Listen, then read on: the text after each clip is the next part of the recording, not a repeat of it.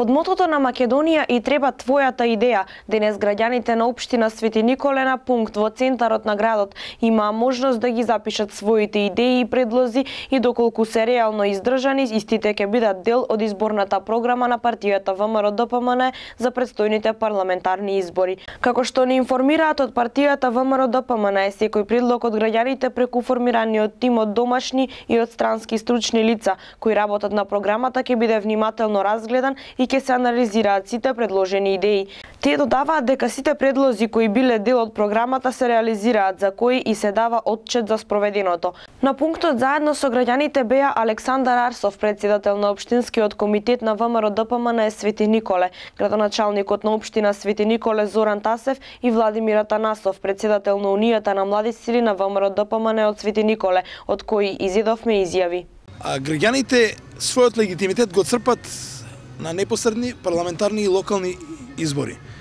Меѓутоа, многу е убаво кога граѓаните го добиваат легитимитетот врз база на програма која што програма ги инкорпорира сите проблеми од секојдневното живење. Единствениот начин за да се допре до секој граѓанин, единствениот начин за да се имплементира тоа е она што ќе го напишат граѓаните да го преточите во програма, а после да го реализирате во дела. Јас како градоначалник од редовите на ВМРО-ДПМН, која е демохристијанска партија од народните партии, значи многу ми е драго што проектите, предлозите, идеите кои што доаѓаат од граѓаните се инкорпорираат во програма, а таа програма после се реализира под добивањето на легитимитетот кој што го добиваат на непосредни парламентарни и локални избори кои што ги се спроведуваат. И овој пат, несомнено, граѓаните масовно излегуваат, ги даваат своите идеи. Јас како градоначалник имам 22 проекти, од кои што 17 се реализирани, а 5 се во фаза на реализација, не се дел од програмата, туку се дел во непосредните контакти со граѓаните. Последниот пример е пред 6 месеца бевме во местна заедница Црнилиште, каде што побараа да има канализационен систем.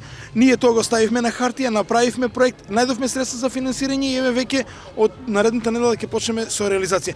Тоа е единствениот и најдобриот начин за инкорпорирање и за реализација на потребите на граѓаните во делот на она што се вели подобрување на условите на живење и подигнување на степенот на живење.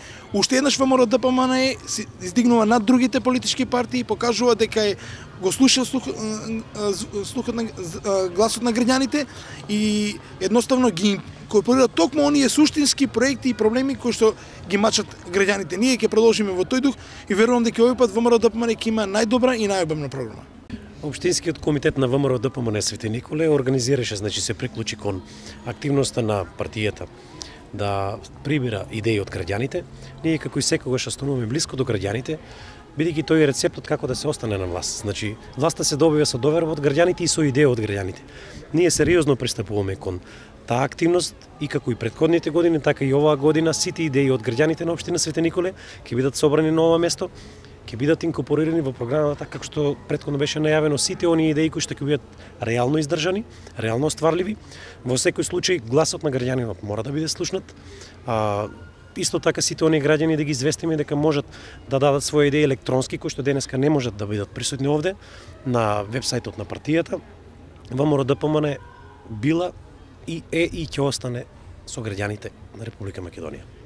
Особена чест ми е што да видов дека денес голем дел од младите ја запишаа својата идеја.